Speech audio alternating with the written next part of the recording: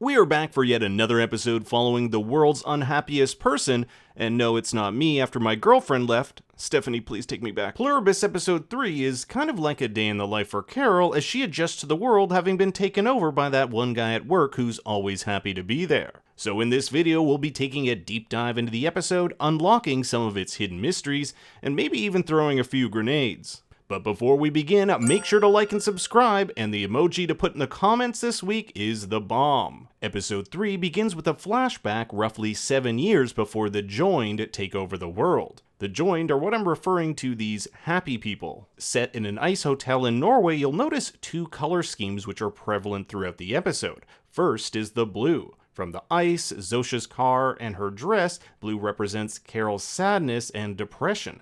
The other color is purple. Oh, it's turning purple. From the aurora borealis to the purple flowers which adorn Helen's grave. Purple is the color of the sand Raban's pirate ship sails in Carol's Waikaro novels and usually symbolizes wisdom, power, or magic. The first scene perfectly encapsulates the difference between Carol and Helen, or should I say Carol and most people. While Helen is in awe of this amazing experience, Carol uses every opportunity to complain.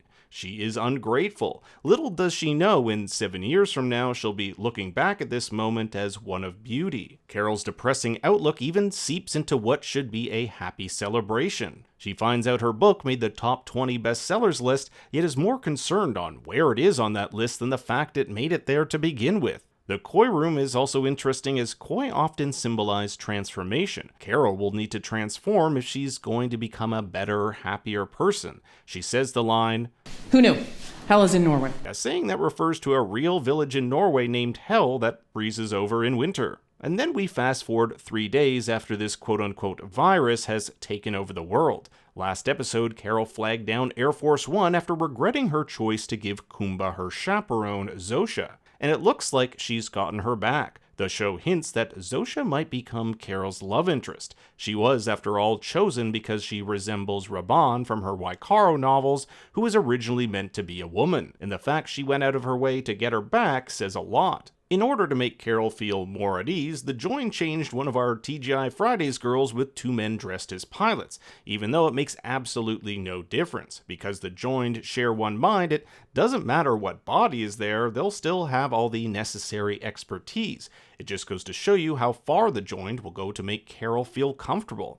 And we'll see more instances of this throughout the episode, from personalized meals, opening up the grocery store, and even her own live grenade. Carol takes alprazolam, or Xanax, which is commonly used to treat anxiety and panic disorders. Mixed with alcohol, it can be dangerous. I mean, I'd be anxious if I were taking a Wayfair flight. This is the same airline that had a plane explode in Season 2 of Breaking Bad. Last episode, we were introduced to 5 of the English-speaking characters who are immune, like Carol, to this virus. There are 13 immune worldwide so far, at least that's what the Joined tell us. Carol asks about the other non-English speakers who are immune. They range in age, profession, and location, coming from all corners of the globe, and there doesn't seem to be any common thread that might indicate how or why they're immune. Carol wants to know if any of them happen to be scientists or doctors. That's because she wants to find a way to turn everyone back to normal. Of particular interest is Manuosos Oviedo, the man from Paraguay who Zosha says was unknown to them for 33 hours. And I'm wondering how this is even possible. You have every mind on the planet with their combined knowledge, and they weren't able to detect him. When Carol tries to call him, I bet he thinks she's one of the Joined. As he says, "Stop messing with me, leave me alone, bitches." I wonder if any of the other immunes get upset, they'll cause the Joined to convulse like what happened with Carol in episode 2. Carol's response to the Paraguayan is pretty interesting. She calls him back and basically tells him to fuck his mother. This is something one of the Joined would not be able to do, as it would go against their biological programming, so I would not be surprised if he reaches back out to her. Zosha prepares the mail that was in transit when the joining occurred and gives it to Carol. Along with junk mail, there's an anti-anxiety massager Zosha says Helen ordered for her after she said it was too expensive, and Carol doesn't like that the Joined keep accessing Helen's old memories and demands that they forget every memory and thought of her. Only I get to remember her. You got that?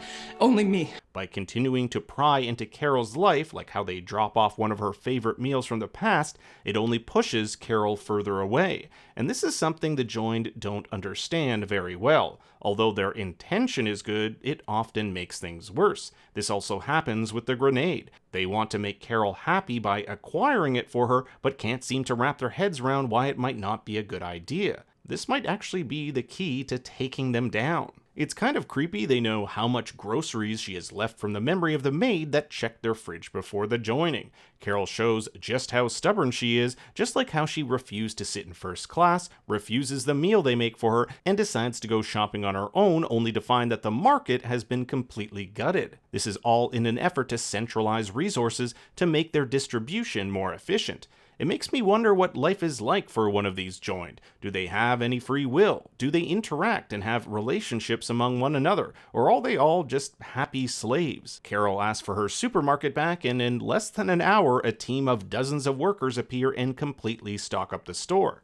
They look like worker ants, all moving in unison, and they even complete each other's sentences. All set, Carol. Call us if there's something you want that's not here. We'll get it to you, Toot Sweet. It's all a bit creepy and surreal. And am I crazy, or did Carol go through all this trouble just to wind up eating a microwave dinner? Another example of the joined restructuring society occurs with the power. Why have all this energy wasted when you can simply turn it off? Thankfully, Carol has her power quickly restored, so she can get back to those Golden Girl episodes. But we can see in the distance it looks as though the main travel routes are still lit, implying vast amounts of goods are being redistributed all over the globe. When Carol is asked what would make her happy, she sarcastically suggests a grenade. And wouldn't you know it, but a few moments later, Zosha arrives with an actual grenade. Carol invites her in for a drink and asks how long it will be until they find a way to turn her into one of them. And the answer is quite vague, anywhere from weeks, months, or longer. As Zosha states, it's their biological imperative to turn her into one of them. If you think about it, Carol could theoretically kill all of them. Well, maybe not all of them, but a heck of a lot.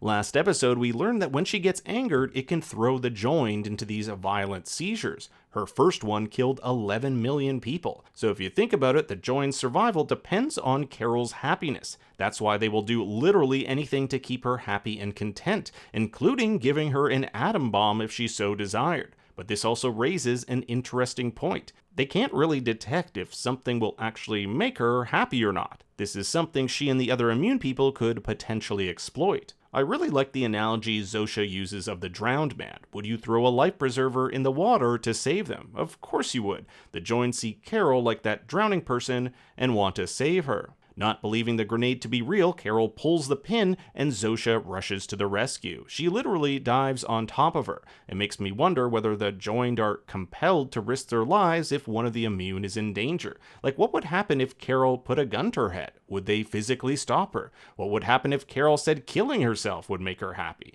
These are all interesting questions. I'm curious how the joined would respond. Luckily, Zosha survives the blast. Because of her linked mind, help is but minutes away, and she'll get the best care you could possibly imagine. I did like this little detail of a man in a hospital gown here in the background. It suggests that even the joined take care of each other. Carol has a talk with this pleasant young man in a DHL outfit where he basically states they would move heaven and earth to make Carol happy. What I really want to know is what happens when one of these immune people's desires comes into conflict with another. Say I want to nuke China because that would make me happy, but one of the other immunes doesn't want that. How do you navigate that situation? Also, what if one of the immune people turns out to be a complete psychopath and doing evil stuff actually makes them happy? How would the joined and the other immune people deal with this? To get a better sense of where the show is headed, join me next in our trailer sleuthing section. There are very little clips due to the mystery surrounding the show, but we'll give it a shot. Carol gets her own cop car. Is it for her protection, or does she just want to feel safe? We'll see this same car plus a bunch of people renovating her house, likely fixing up the mess from the grenade. Here is our first shot of who I believe to be Manuosos Oviedo, the Paraguayan Carol had that lovely phone call with. If there's going to be a crazy immune person, it's probably this guy.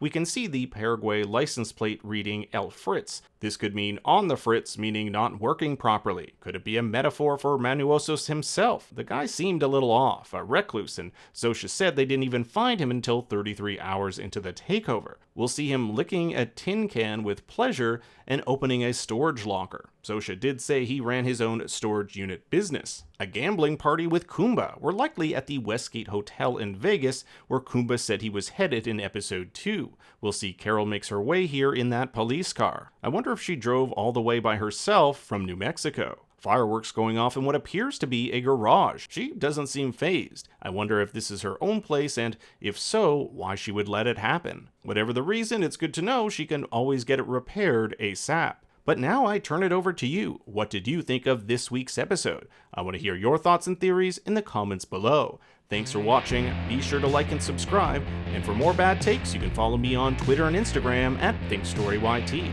Until next time, remember, Daddy loves you very much.